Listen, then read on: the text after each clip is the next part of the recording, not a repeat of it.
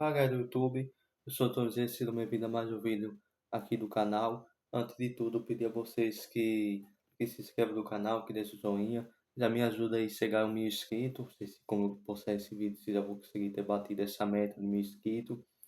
Me ajuda até o mês, desse mês agora de junho, chegar a 1.000 inscritos, tá? Me ajuda a chegar a 1.000 inscritos. Fala um pouquinho sobre esse jogo do Vasco da Sul-Americana. É, o Vasco que acabou passando, ficando em segundo lugar na fase de grupo da Conmebol Sul-Americana desse ano 2026.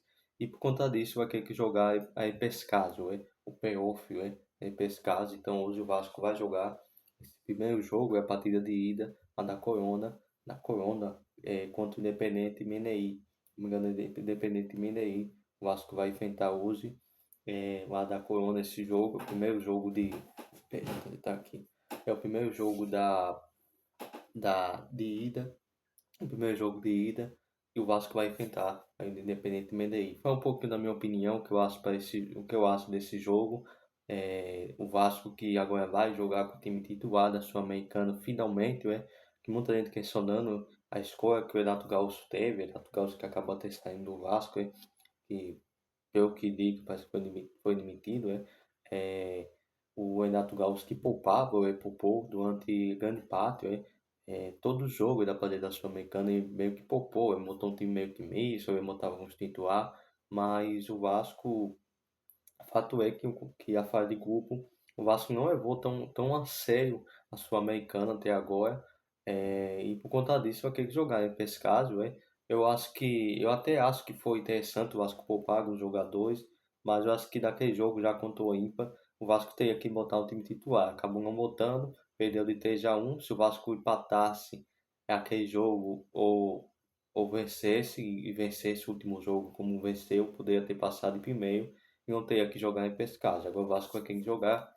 em Pescagem contra o Independente Medellín. Eu acho que é uma decisão acertada da diretoria, do treinador de levar o time titular, até porque é importante para o treinador conhecer o grupo, conhecer o time. Eu ouvi falar que esse jogo vai ser depende como jogo tendo, não como jogo tendo, mas depende para conhecer, os jogadores, já que Pedro Emanuel é um treinador novo, ele nunca trabalhou aqui do Brasil, apesar que ele já veio, acho que já veio de algum programa aqui do Brasil, da ESPN, apesar de parecer que tem um certo conhecimento do futebol brasileiro, mas eu não conheço tanto assim, como outros treinadores, então acho que vai ser um jogo interessante, e o Vasco, esperando que o Vasco consiga fazer um bom jogo.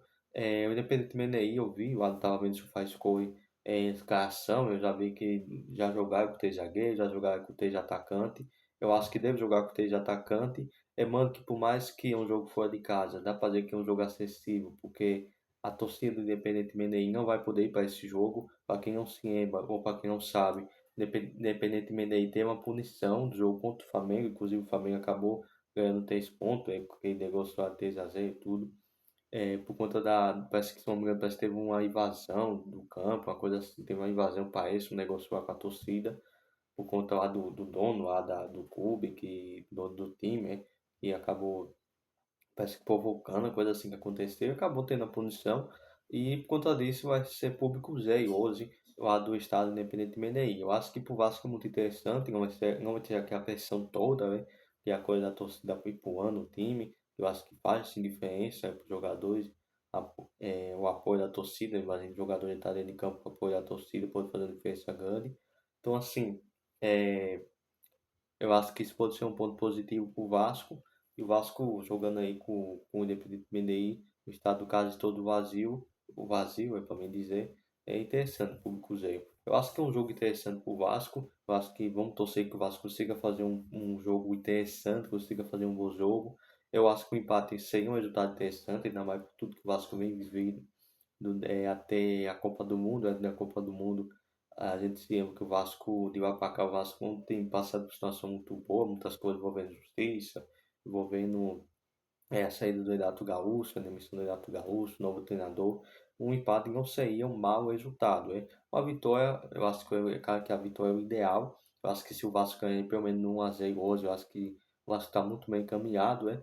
Não que está tudo bem encaminhado, porque conhecendo o Vasco, o Vasco pode de repente decepcionar, pode surpreender, Isso é o Vasco tem essa coisa de decepcionar, de surpreender a vez.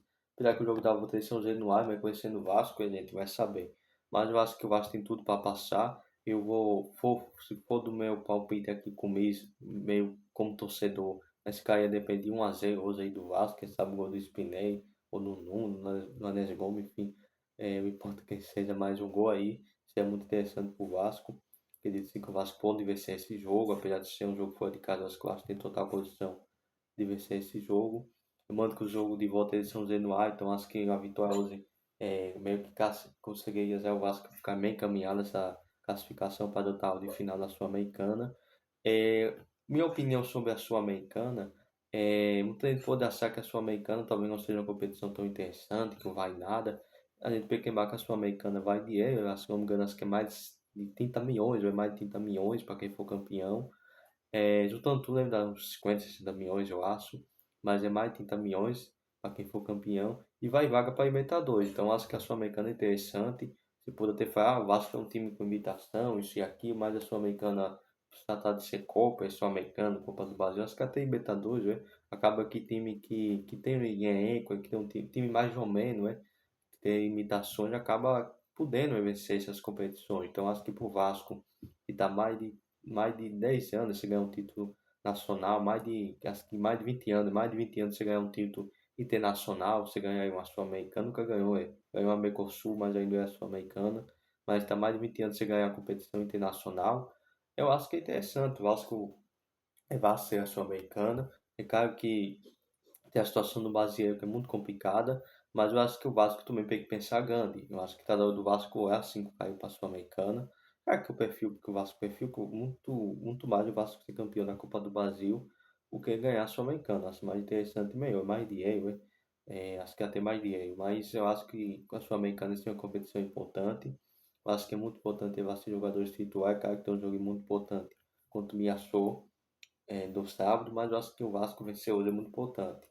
Eu não conheço tanto, independentemente de ir para falhar, eu ter visto as coisas, os últimos, alguns jogos, dois jogos, fui ver lá os números, escalação, tudo, mas eu conheço tanto esse time para falhar, quer dizer que o time é ruim, que o time é bom, porque eu conheço tanto esse time, independentemente de ir para ter uma conclusão, para querer fazer aqui um julgamento, para querer fazer uma análise completa. Conheço muito pouco esse time do Independente Medellín, mas eu acho que pela diferença financeira que existe dos times da Corona, do Paraguai, do Uruguai para o Brasil, eu acredito sim que o Vasco é favorito, sim. É, Também não seja tão favorito pelo momento que o Vasco vive, mas foi acho que time, investimento, o Vasco é sim favorito para esse favorito para esse confronto. Não sei se dá para botar como um grande favorito para hoje, mas eu acho que vai depender muito do resultado de hoje, mas o Vasco é favorito nesse confronto contra o Independente Medellín. Eu acho que tem tudo para ser um jogo interessante, né? Vai que o Vasco consiga um bom resultado. E amando que a Sul-Americana vai vaga para Libertadores, vai muito dinheiro. Eu espero que o Vasco consiga fazer um bom jogo. Foi um jogo para tática, rapidinho. O Vasco, pelo que eu ouvi algumas notícias, o Vasco pode jogar independente Pedro Emanuel, pode vir com um esquema com 3 volantes, pode ser que jogo com 3 volantes. Parece que acho que teve jogar com 3 volantes ou com 2 volantes. Apesar que da última escalação eu vi que tinha um Nuno no meio de campo, então talvez jogue ou com 3 volantes ou manter o esquema com 3 atacantes.